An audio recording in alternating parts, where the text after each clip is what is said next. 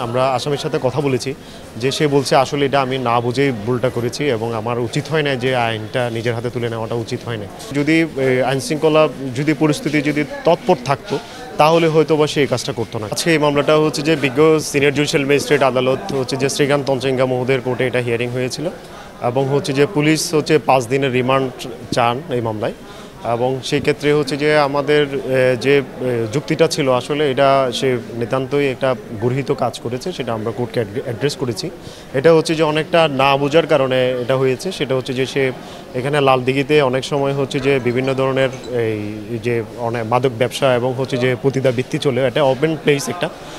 সে একজন whistle blower হিসেবে বিভিন্ন সময় পুলিশকে সে অবগত করছে যাতে এই জিনিসগুলো এখানে যাতে না থাকে, যে ওপেন প্লেস মানুষের এখানে জনস্বার্থ বা জনসাধারণের যে যাতে কল্যাণ হয় এবং এই ধরনের ওপেন প্লেসে যাতে এটা পতিতাবৃত্তি না হয়। তো সেই ওই দিন ওইটা এক্সিকিউশন করতে গিয়ে পাবলিক তাকে অনেক বেশি উৎসাহিত করে এবং এক পর্যায়ে গিয়ে সে আসলে বিচে চলে যায় এবং বিচে যাওয়ার পরে সে হচ্ছে যে এই সুগন্ধাতে আপনারা জানেন বিভিন্ন সময় হচ্ছে যে ওখানে এই হিজড়াদের উৎপাত থাকে এবং হচ্ছে যে আসলে যদি এই ঘটনাকে যদি আপনি যদি দুটা জায়গা থেকে যদি চিন্তা করেন, একটা জায়গায় হচ্ছে যে সে আসলে কাজটা খারাপ কাজ করেছে, এটা আমি বলবো না যে সে নৈতিকভাবে সেই কাজটা সমর্থন আমরা সাধারণত করি না, এজ এ লয়ার হিসেবে সেটা আমরা কোনোভাবেই করি না।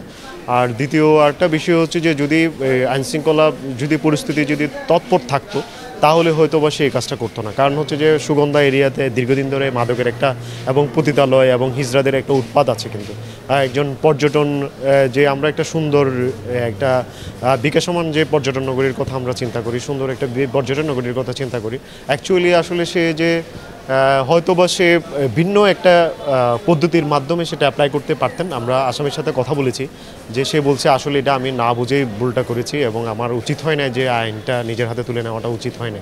তবে as a person, as a নাগরিক, অ্যাজ এ সিটিজেন হিসাবে আমি চাই একটা সুন্দর পর্যটন নগরী থাকবে, সেখানে ওপেন প্লেসে কোনো ধরনের পতিতাবৃত্তি থাকবে না এবং হচ্ছে যে সেখানে হিজড়াদের কোনো উৎপাত থাকবে না এবং হচ্ছে যে খুব শৃঙ্খলিত একটা পর্যটন নগরী থাকবে। এটা তার কাছে যুবক হিসাবে তার কাছে যখন প্রতিশ্রুতি পাই এবং আমরা কোর্টে গিয়ে বলি যে আসলে সেই ভুল কাজটা করেছে, তার কথাগুলো আমরা উপস্থাপন করি। তবে এই মামলায় হচ্ছে যে রিমান্ড চাওয়াটা এটা আসলে কতটুকু যুক্তিসঙ্গত কারণ আমরা জানি না। তারপরেও কোর্ট এই সব কিছু বিবেচনা করে একদিনের রিমান্ড মঞ্জুর করেছেন।